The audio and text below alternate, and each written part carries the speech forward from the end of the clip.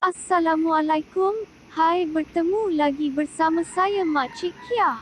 Ingat lagi tak mengenai satu video yang tular sebelum ini, di mana seorang usahawan terkenal iaitu Carl Samsudin yang juga pengasas Bella Amara tampil dan berjumpa pakcik tersebut untuk membuat permohonan maaf secara terbuka atas keterlanjuran kata-katanya terhadap warga emas itu. Carl Samsudin juga tidak datang sendiri tetapi bersama-sama pihak semboyan Malaysia iaitu Yusof Azmi.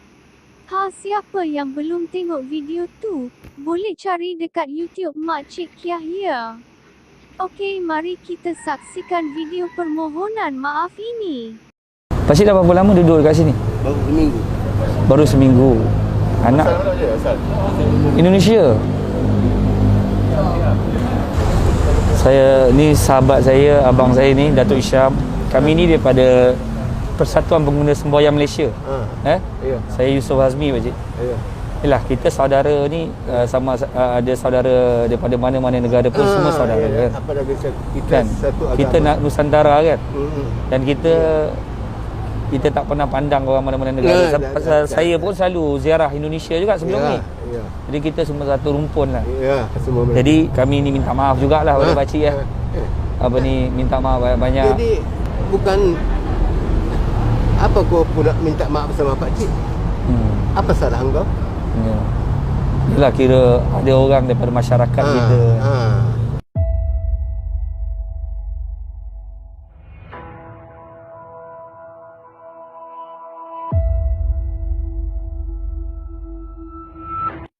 Terima kasih kepada tuan moderator kita. Ni biasanya ini macam program pula dah duduk macam ni kan. Tapi terima kasih kepada tuan moderator kita, Tuan Syed Anas kita, Mr. Carl Samsudin kita, kekanda saya Datuk Isyam, yang paling kita muliakan, yang kita kasihi, kita cintai, pakcik kita ni lah ya, saudara kita, dan juga rakan-rakan media. Sebenarnya kita ni di Persatuan Pengguna Semboyan Malaysia ni, kita ni bukan cari pasal dengan orang. Kita ni sayang rakyat Malaysia lah. Kita sayang rakyat Malaysia dan kita mempunyai hubungan yang baik dengan persatuan-persatuan yang ada di negara kita, baik di kalangan masyarakat ke apa kan. Tapi kadang-kadang bila ada perkara-perkara yang orang sampaikan pada kita, orang buat aduan, kita tak boleh pilih kasih lah. Kalau ada aduan kita terima, kita akan cuba berdiskusi lah. Orang kata kita cuba berunding untuk menyelesaikan masalah supaya perkara ini tidak terlihat yalah, dia ada banyak golongan. Dia ada M40, B40, golongan miskin tegar dan sebagainya. Kita tak nak terlihat ada kasta ni di kalangan masyarakat kita, sebab kita di semboyan pun bukanlah satu persatuan yang besar. Kita ni kecil je, tapi pasal kita ni kasih sayang kita antara semua masyarakat ni, jadi tak kira bangsa, semua kita bersama.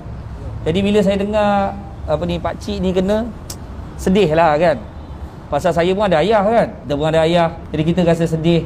Saya tak pasti kan, saya pun tidak mahu berandai-andai tentang Mr. Carl kita ni. Mungkin cara itu dia motivate orang dan sebagainya. Cuma video tu kita tengok hanya part yang marah dan seperti penghinaan lah.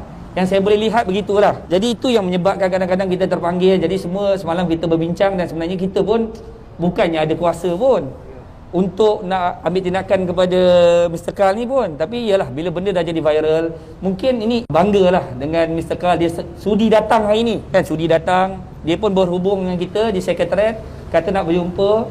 Dia kata kalau tunggu besok ni takut jadi lebih parah lah, rakyat Malaysia ni akan marah. Jadi saya kata tak apalah, saya aturkan juga, saya cuba usahakan juga cari masa kita jumpa lah hari ni. Tapi saya kata kalau nak minta maaf dengan semboyan, kita bukannya orang yang kena marah. Jadi berjumpa dengan pakcik ni sendiri, mungkin saya nak dengar juga macam mana kaedah untuk menyelesaikan masalah ni kan.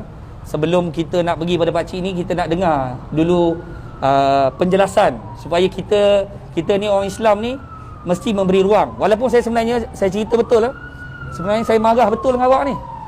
Kalau ikut kan, memang marah betul lah. Tapi disebabkan awak minta maaf tu, saya rasa pasal saya sendiri pun selalu buat salah dan selalu minta maaf lah.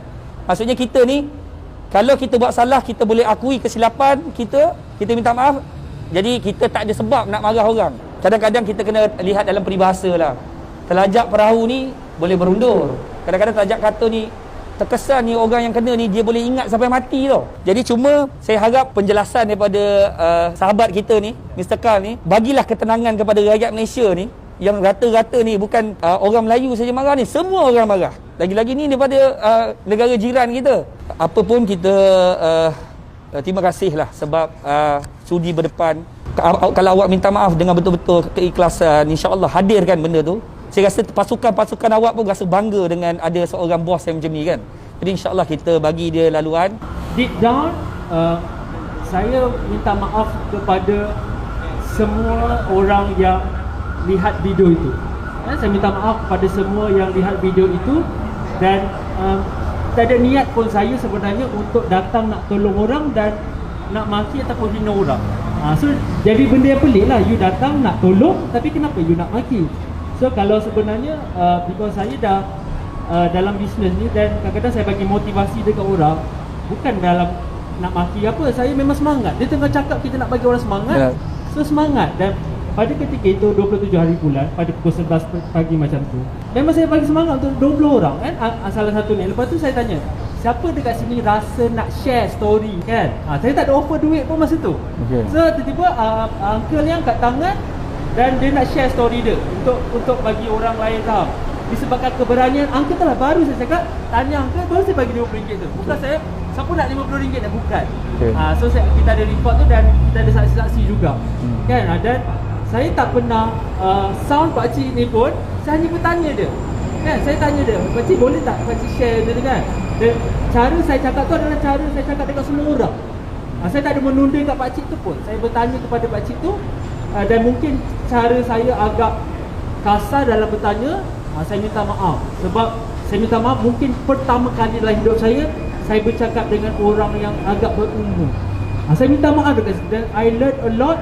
Dan sahabat-sahabat pun family saya pun betul tegur kalau nak bagi motivasi dekat orang berumur bukan itu cara dia. Dan saya minta maaf.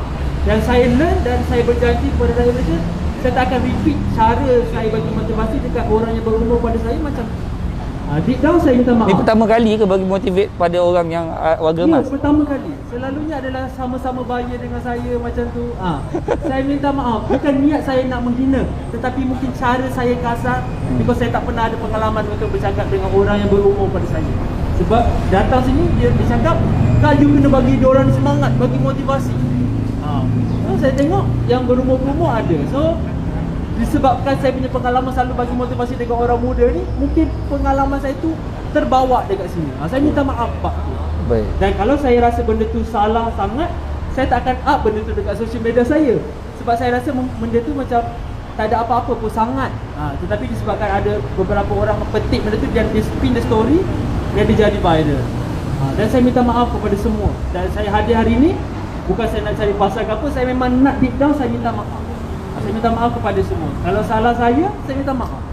Saya cuba yang terbaik dah because pagi tadi pun saya explain dekat social media saya. Boleh baca dan petang ni saya cakap yang inilah, saya minta maaf. Saya minta maaf. Kepada pakcik ni secara individu, tu rakyat Malaysia tu dah selesai. Kepada uncle, tadi saya ada sempat berjumpa sekejap. Okey. Kan? Saya minta maaf kepada uncle dan bukan saya nak marah ke apa-apa uncle kan? Because saya nak tolong dia. Dan saya gembira dia berani. Sebab saya cakap orang yang berani insya-Allah boleh ubah hidup. Dan saya sangat gembira uncle ni bangun berani dalam banyak-banyak. Dia first bangun berani. Dan tak ada orang dah bangun lepas tu. Dan saya sangat gembira sebab tu saya upah. Bukan saya sebelum tu saya tak tunjuk video upah tu sebab saya tak nak tunjuk kat orang Malaysia saya upah orang. Tapi disebabkan nak kena explanation saya nak tunjuk. Macam saya sekarang ni semangat jadi merasa macam cakap nak termarah. Bukan saya nak termarah, dia semangat. Energi. Energy saya minta maaf. Lepas tu dengan keadaan yang mungkin Cik Yusul dengan keadaan jalan raya yang macam ni, so kita tak tahu sama ada dia orang dengar ke tak dengar apa yang kita cakap ni. Dengar kena kan? So saya minta maaf. Apa pun saya minta maaf. Saya akui salah saya. Baik saya. Sebenarnya ni sajalah saya mencelah sikit Mr. Carl.